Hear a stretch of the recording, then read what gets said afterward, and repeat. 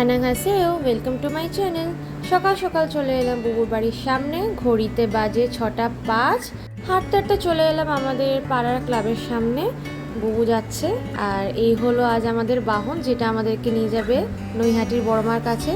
নৈহাটির বড়মার পুজো দেওয়ার এক্সপিরিয়েন্সটা পুরোপুরি তোমাদের সাথে শেয়ার করব। দেখো, মা তো সর্বত্র বিরাজমান, যেরকম দক্ষিণেশ্বরে আছে, কালীঘাটে আছে, তারাপীঠে আছে। তবে এতগুলো তীর্থস্থানের মধ্যে নৈহাটির বড়মার কাছে পুজো দেওয়ার এক্সপিরিয়েন্সটা কিন্তু আমাদের কাছে একদমই নতুন আর আলাদা। প্রথমেই যেটা বলার সেটা হচ্ছে এখানকার ডালার ব্যবস্থা। 51 টাকা আর 101 টাকা।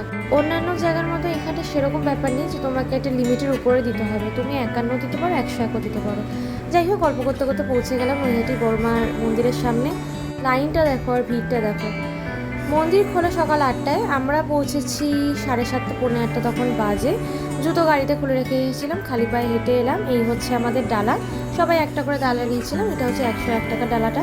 এরপর আমরা দাঁড়িয়ে পড়লাম লাইনে। বেশিক্ষণ আমাদের দাঁড়াতে হয়নি, ওই 20-25 মিনিট মতো। বেলা বাড়ার সাথে সাথে কিন্তু ভক্তদের ভিড়টাও বাড়ছে, দেখো কতটা ভিড় হয়ে গেল এখন। এখানে পুজো দেওয়ার ব্যবস্থা তোমাদের সাথে একটু শেয়ার করে নিই। এই যে লাইন দেখছো, তার মধ্যে থেকে 80 জন মতো ঢোকানো হয়, ঢুকিয়ে সেই ভেতরে নিয়ে গিয়ে সেটাকে 5 ভাগে ভাগ করা হয়। মন্দিরের মেন এন্ট্রেন্স দিয়ে এবার ঢুকে যেতে হবে। ঢোকার সঙ্গে সঙ্গেই সবার হাতে ফুল দেওয়া হবে, জবা ফুল। সেই ফুল দিয়ে মাকে অঞ্জলি দেওয়া হবে। পুজো দেওয়া কমপ্লিট, বেরোলাম। ভেতরে ভিডিওগ্রাফি, ছবি, সেলফি কিছু নেই, দ্যাটস ওয়াই কিছু তোলা হয়নি। অ্যালাউড নেই, সেই পার্টটা স্কিপ করে গেছি।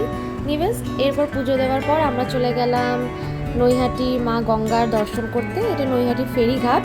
ওয়েদারটা এত সুন্দর ছিল, বলার ভাষা নেই, কি যে অপূর্ব লাগছিল। আর নোটিস করো গঙ্গার ঘাটটা কতটা পরিষ্কার, দেখেছো? একদম ঝাঁ ঝকঝকে যাকে বলে। যাই হোক, মা গঙ্গার সাথে একটু দেখা করে এলাম।